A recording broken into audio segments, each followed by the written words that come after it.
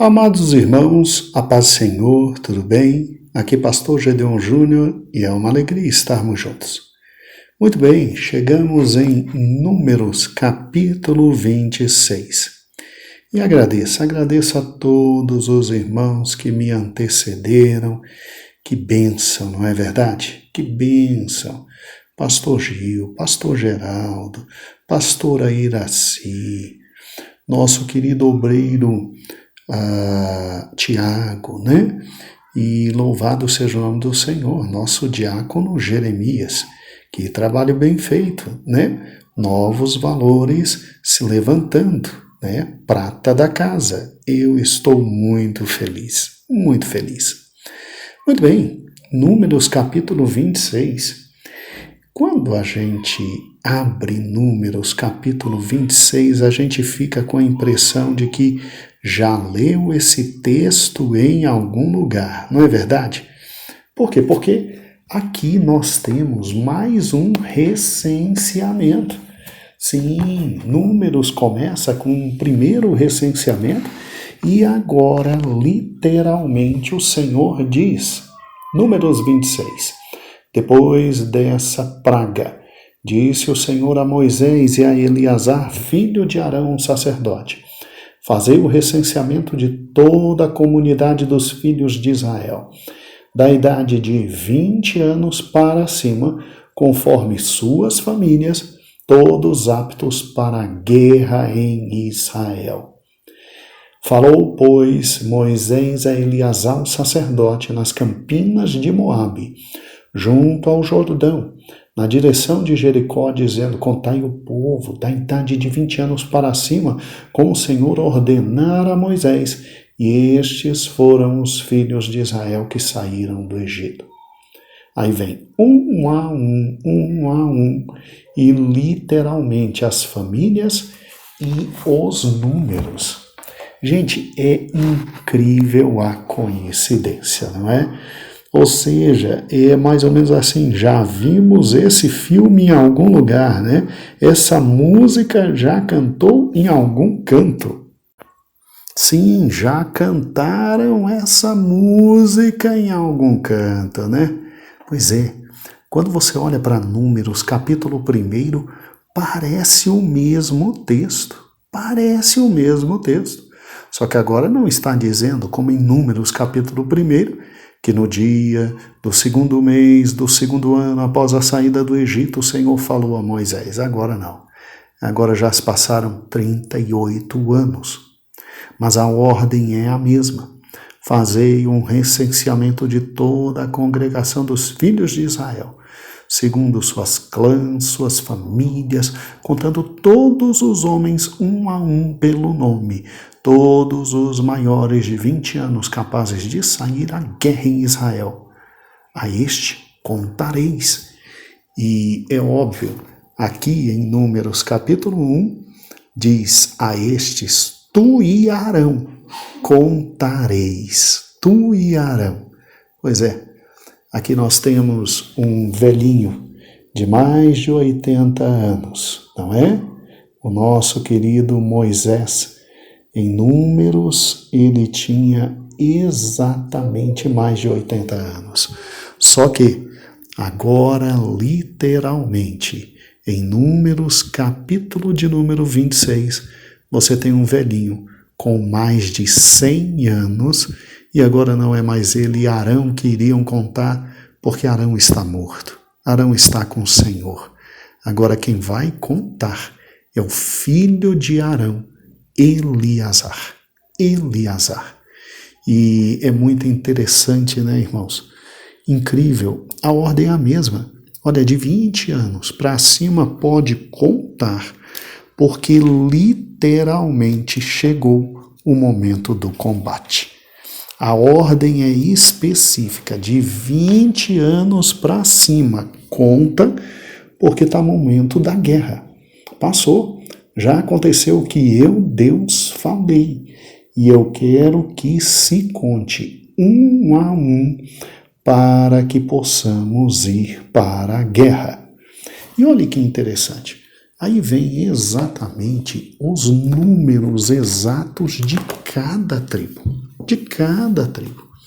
E eu paro e penso, né, irmãos, aqui quando Israel entra nesse vale, no vale do Zered, que obviamente está em Números, capítulo 21 e 12, a geração mais velha já havia morrido, já estava toda falecida. E isso a Bíblia deixa bem claro em Deuteronômio, capítulo 2, versículo 14 e 15, com exceção de quem? Com exceção de Moisés, com exceção de Caleb, com exceção de Josué. E olha que interessante, e não tardaria agora para que também Moisés falecesse. Assim Israel estava, irmãos, tendo um novo recomeço. Estava começando tudo de novo. É como se Números capítulo 1 voltasse. E há um novo recomeço. E esse novo recomeço graças à fidelidade e à misericórdia de Deus. E agora chegou o momento. Chegou o momento de atacar. Chegou o momento de possuir a terra que Deus tinha prometido. E era a hora exata de realizar um novo censo. De uma nova geração que há 38 anos atrás diziam será presa na boca dos nossos inimigos e que exatamente vai entrar na terra e vai simplesmente se deliciar com as promessas feitas por Deus. Então, quando nós olhamos para Números 26, há um renovo, há um recomeço, há um grande recomeço. E depois que lermos Números 26, 27, 28 e 29, você vai ver que Moisés tinha 4 grandes tarefas a fazer que Deus lhe deu. E a primeira era essa, era recontar o povo. Recontar o povo. Quando então ele vai realizar a primeira tarefa, que é o primeiro censo, ele tem em mente 2 propósitos, irmãos. 2 propósitos. Como foi no primeiro censo, lá em Números, capítulo 1, do versículo 1 ao 46, ele precisava saber quantos homens havia de 20 anos a mais. Para quê? Obviamente para servir no exército, para ir ao exército e para conquistar. E em segundo lugar, o segundo grande propósito desse censo era ter uma ideia de quanta terra cada tribo ia receber quando Israel se assentasse em Canaã e se apropriasse da sua herança. É por isso que o texto, metade dele para nós, não é de maneira alguma problemático, porque já lemos um texto como esse em Números 1. E nos alegramos agora em ver de novo o quanto o povo de Deus continuou preservado pelo Senhor. Mas a segunda parte do texto, que é exatamente a divisão da terra, a gente fica um pouco confuso. Por quê? Por uma razão simples. Porque se você pensar, essa divisão também é fundamental para dizer essa contagem é fundamental para dizer exatamente quantos são exatamente aqueles que possuiriam a terra e em que proporção vão possuir, né? Então, a tribo que tivesse mais gente tinha mais terra. A que tivesse menos gente ia ter menos terra. É exatamente isso. E daí o capítulo 26 falando do censo, e o 27 falando acerca da lei das heranças. Vamos trabalhar com 26? Vamos lá? Olha que interessante. Então, eram esses 2 grandes objetivos. Tá bom? Muito bem. Vamos pensar no primeiro censo e no segundo censo. Bem devagarzinho. Como dizem nossos irmãos lá no interior, para entender direitinho tudo isso aqui. O primeiro censo, lá de Números 1, havia mostrado um exército de 603.550 soldados disponíveis. E você pode conferir em Números capítulo 1, versículo 45 e 46. Então você tem 603.550 soldados disponíveis. Agora, no segundo censo, você tem 601.730 soldados disponíveis. Diminuiu um pouco, mas foi muito pouco. O que é um milagre da parte de Deus. Porque viver 40 anos no deserto, com toda aquela dificuldade, segundo assim, os melhores prognósticos possíveis, você teria o quê? Bem, você teria ali uma média de uma queda populacional, irmãos, de mais de 70%, que ninguém aguenta. Ninguém aguenta. Amados, o número de 601.730 apresenta, então, um decréscimo muito pequeno de pessoas, porque em Números 26, versículo 51, nos dá que depois que contaram, tinha para a guerra 601.730 homens. Isso é um decréscimo muito pequeno. Pare e pense, se nós levarmos em consideração todos os homens que haviam morrido nos 38 anos anteriores, né, ali de peregrinação no deserto, se você levar em consideração comigo, em razão de todas as pragas, todos os erros, todas as incorreções, né, só no bezerro de ouro, no episódio do bezerro de ouro, foi mais de 3.000, né? Foi terrível. Se você parar e pensar, esse decréscimo é um nada. Então, mesmo com as mortes vindas no bezerro de ouro, na questão relacionada às depravações, no capítulo 25, irmãos, no capítulo 25, né, o tanto de gente que morreu. Então, esse decréscimo de 1.800 e poucos homens, meu Deus do céu, isso foi um nada. Isso foi um nada. E eu paro e penso como o número é impressionante, porque se você raciocinar, a tendência no deserto é não se ter possibilidade de um acréscimo populacional. Ao contrário, cai uma média de 70% a 80% de uma população ali no deserto. Segundo lugar, era um povo que toda hora reclamava, toda hora fazia besteira, toda hora fazia loucura e por baixo ia embora em cada manifestação de Deus, 1.000, 2.000, 3.000. E aí o que acontece? Você tem uma nova geração que é só 1.800 e poucos homens abaixo que a primeira para um exército?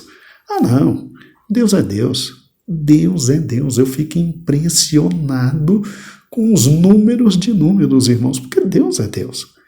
Pare e pense, assim como Deus havia multiplicado o seu povo lá nos anos de sofrimento no Egito, porque não era para ter tanto israelita no Egito, assim também o Senhor os tornou férteis durante todos os anos que vagaram pelo deserto, de tal forma que podia sempre estar morrendo 1.000, 2.000, 3.000, 5.000, 10.000 numa praga, e esse povo ainda termina com 601.000 homens para a batalha, em relação ao que saiu 603. Isso é uma vitória enorme.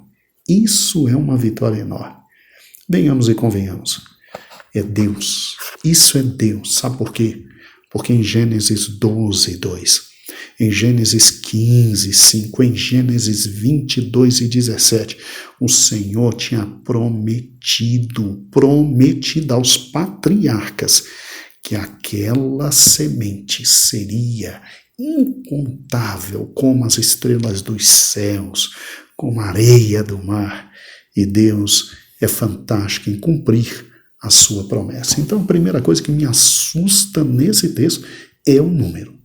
É um número, porque se sai 603, se fica 40 anos no deserto, com todas as dificuldades, a possibilidade de queda populacional é muito grande. E de vez em quando, ainda desobedientes morriam a rodo, como dizem os meninos. Meu irmão, é milagre 601.730 judeus prontos para a batalha. Agora vamos analisar, juntando as tribos. Você já fez isso alguma vez na vida? Eu acho muito legal. Assim, a Bíblia tem tanto detalhe, irmãos. É uma coisa formidável. Pensa comigo, vamos lá. Analisando, em primeiro lugar, as tribos que cuidavam da proteção ao sul. Gade, Simeão e Ruben. Se lembra daquele quadro que tinha as tribos onde elas tinham que ficar? Você se lembra? Tá? Não sei se nesse exato momento o pastor Heber teve tempo de ouvir antes e colocar aquele quadro da localização das tribos, mas bem, se colocou, ótimo, se não deu, não tem problema, né? Vamos lá. E as tribos que ficavam ao sul do tabernáculo, que eram Gade, Simeão e Ruben, ok? Foi a tribo que teve maior decréscimo de homens. Eles, lá em Números capítulo 1, tinham 59.300.000 homens e passou a ter as três juntas 22.200. 22.200. Essas tribos, irmãos, eram aquelas que estavam ao lado sul do tabernáculo. E eu estava aqui pensando, orando, buscando ao Senhor, e eu pensei, por que caiu tanto dessa tribo, né? Bem, para quem não sabe, uma das razões pode ter sido que Datã e Abirão, se lembram? Datã e Abirão, a revolta desses dois guris. Pois é, esses dois príncipes, ao fazer a revolta, eles levaram muita gente à morte. Você se lembra que Datã e Abirão pertenciam à tribo de Ruben? A tribo de Ruben? E foram juntos parte da rebelião de Corá. E nessa história foi embora só 15.000 pessoas. 15.000 pessoas. Está lá em Números 26, do versículo 9 a 11, 16, versículo 35 e 49. Foi embora aí brincando 15.000. Tá? E, bem, é possível que muitos dos rebeldes fossem dessa tribo, tá? Ali de Ruben, as do sul, né? Ruben, Gade e Simeão, né? Simeão, tá? Bem, além disso, não sei se você se lembra de Números 25, que foi ontem, né? Anteontem, do versículo 6 a 15. Aquele personagem terrível, Zinri, que pecou atrevidamente. Zinri era príncipe da tribo de Simeão. Príncipe da tribo de Simeão. Tá? E aí, seu mau exemplo simplesmente influenciou muitos homens de Simeão a tomar parte ali da idolatria, da imoralidade, né? Dos midianitas, e foi embora, foi para o espaço. Então foi a tribo que mais caiu. E eu levanto a hipótese, talvez você não concorde, não tem problema, mas eu levanto a hipótese de que simplesmente muitas das rebeliões vieram daqui. Muitas vieram daqui, né? Dessas três tribos. Que pena. Bem, as tribos que estavam a leste, você se lembra? Judá, Issacar e Zebulon, foram as que mais cresceram. E tiveram um crescimento significativo. Cresceram muito. Outras tribos que gozaram de crescimento populacional muito grande, além de, obviamente, essas tribos ali do sul, né? Do leste, perdão, que é Judá, Issacar e Zebulon. Você tem também Manassés crescendo, e engraçado, o irmão de Manassés, que é Efraim, caiu bastante, né? Manassés ganhou 20.000 novos membros, né? E Efraim perdeu 8.000 pessoas. Interessante, né? Manassés, Benjamim, Dan e Azer. Então, de todas as tribos, né, você vê que estas gozam de muito crescimento. 7 das 12 tribos cresceram bastante, né? Judá, Issacar, Zebulon, Manassés, Benjamim, Dan e Aser. Dan e Aser, né?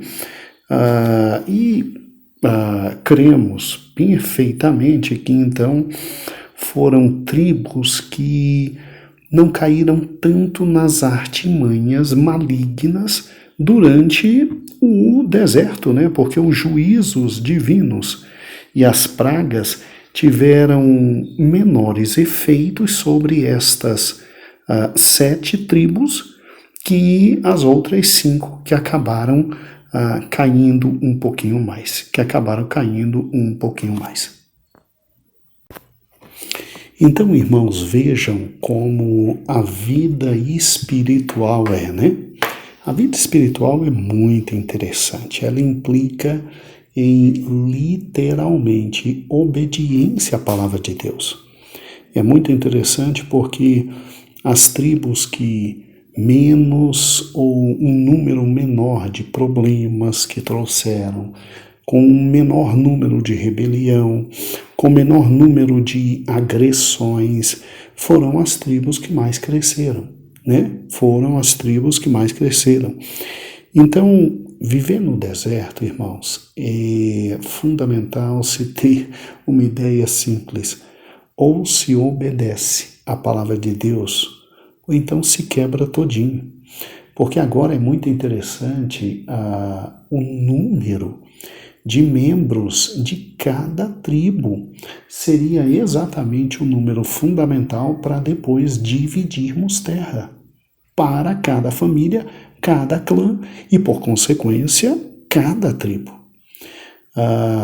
É interessante, né, como nós não somos realmente iguais. Cada um tem uma vida própria diante do Senhor, na presença do Senhor. Muitos com maior obediência, outros com maior desobediência. E é incrível como isso gera consequências lá na frente, né? Lá na frente. Se Datã, Coré, Abirão, né? Se eles tivessem a noção do prejuízo que eles iriam trazer, se Zihim, né, tivesse a noção do prejuízo que iam trazer, porque você errar, tudo bem, você paga. Mas você erra e como líder você leva muita gente a errar com você, isso é morte. Morte no deserto naquele momento, morte simplesmente diante de todos e menores direitos lá na frente. Menores direitos lá na frente.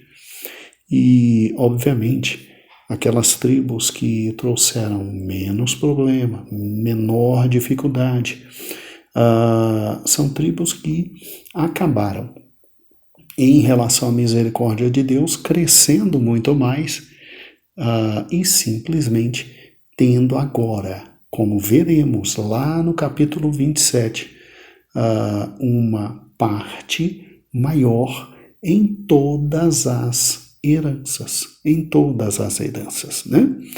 Muito bem, que lição preciosa o Senhor nos deixa nesta manhã. Agora, se você estiver ouvindo nesta noite, ou então, se estiver me ouvindo à tarde, nesta preciosa tarde, ou então, nesta madrugada.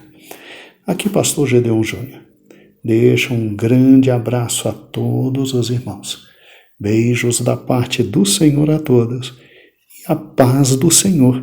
E até amanhã com números que, venhamos e convenhamos, é muito mais que números. Deus abençoe a todos. A paz, Senhor.